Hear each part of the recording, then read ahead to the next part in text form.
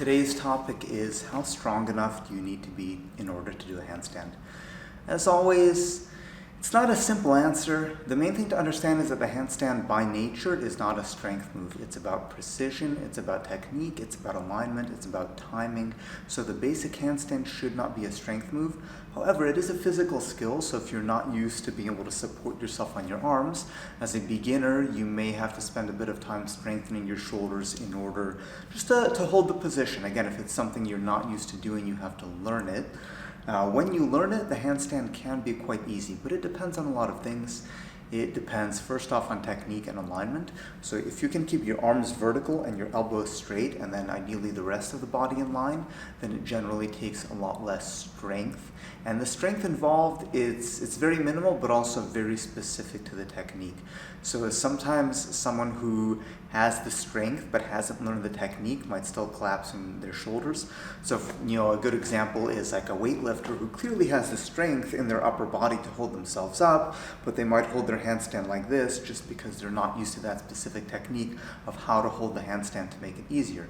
Likewise, a lot of people want to use the excuse and say they're not strong enough to do a handstand, when in fact they're holding the handstand either in a planche or bent arm, something that relies less on the skeletal structure and more on the muscular support. So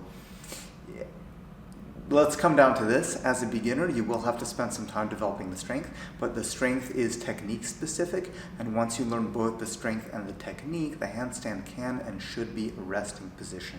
So just doing handstands up to a certain point won't really make you generally stronger, depending on how deep within the skill you go. And that's also, similar to some of the questions I get. A lot of very good hand balancers, they're athletic, but you don't see a lot of, massive physique development because again, it is a skill, and also part of it is they're probably trying to be lighter since that makes the skill easier. So let's get into body weight as well. So because the handstand is a body weight skill, generally the heavier you are, the harder it's going to be. But again, we talk about alignment.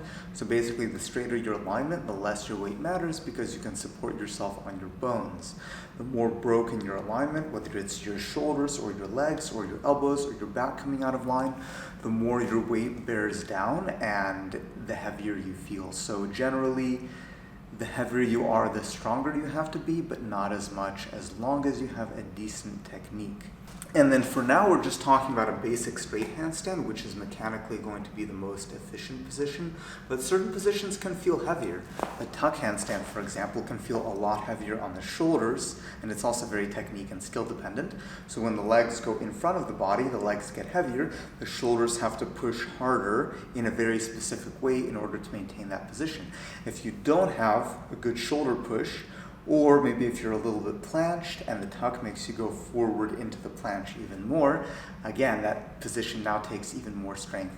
So in the ideal situation, the tuck is going to be the same as the straight handstand, but more realistically, when your legs go in front of your body, you're going to feel heavier and you're going to have to take more strength in your shoulders to push, and that's also flexibility dependent as well. So you can see how this idea of strength capacity for the handstand, it's complicated because it's so dependent on the skill, on the technique, on the positioning, and of course the flexibility.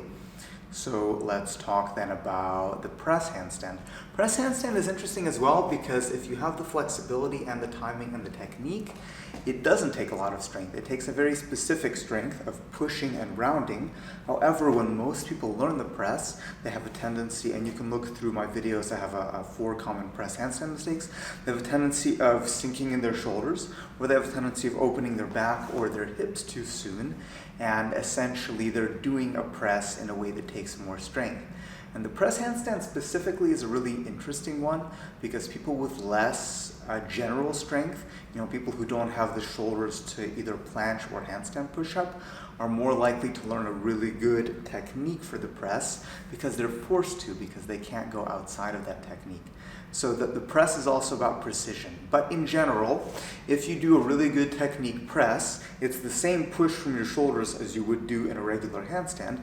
It's just that, as I mentioned, the lower the legs get, the heavier they get. So you have to push a lot more for a press handstand than for a regular handstand. So press handstand will take more strength, but It can take less strength if you know how to use the timing and the flexibility. Handstand push-up and planche are examples where it is a lot more just about general raw strength. So there is a technique, of course, to these, but generally the reason that you can't do them is because you're not strong enough.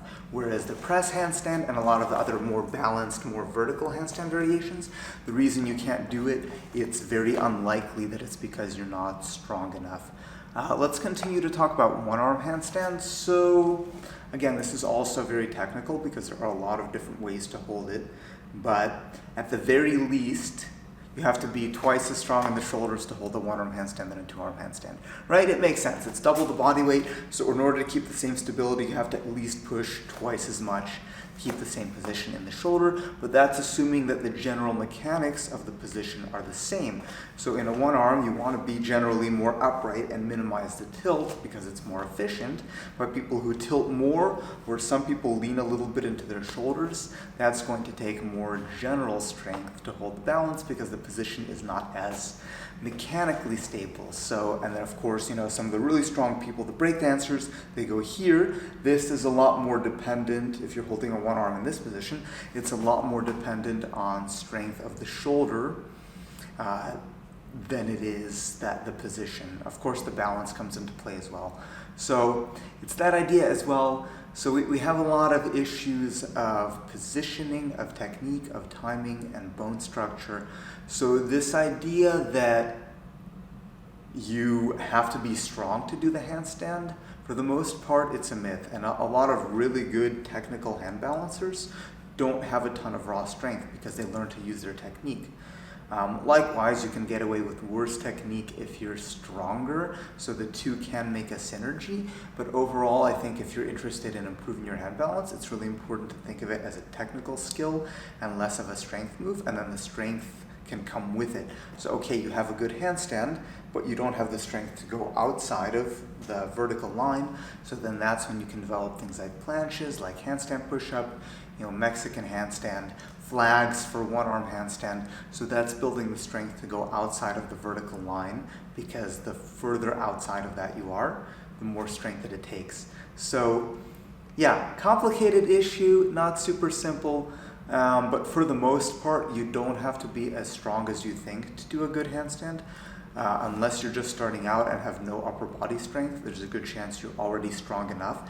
You just have to learn how to apply that strength in a way that's very specific to the technique, and that can take a bit of time to develop. But once you have that, it can be quite easier than you think physically to hold the handstand. The technical aspect of it is a bit different, but the physical aspect, less than most people think. So coming back to this one specific exercise, and I've put it in a video before, but this is what I usually say, is if you can do this one with a slow pace, you are more than strong enough for most vertical handstand variations before we start getting into specific positions or movements that take a bit more strength. So the exercise is very simple. We start in a push-up position, we keep the arms straight, we walk the feet up the wall, we walk the feet in, we hold, and then we come out. So essentially, you know, of course you can add pauses, you can stay on each hand, but the idea is that if you can do this exercise reasonably well without leaning weight into the wall, without going behind the hands, then you're strong enough for most technical handstand variations that you need to do or that you want to do. So then the reason that you can't do a certain skill is probably not because you're not strong enough. It's probably because you need to work more on the specific technique of the skill, which means practice more. So I hope this was helpful. Let me know what else you want to see on this channel. Like, share, subscribe, whatever. And I'll see you the next time I put up another YouTube video.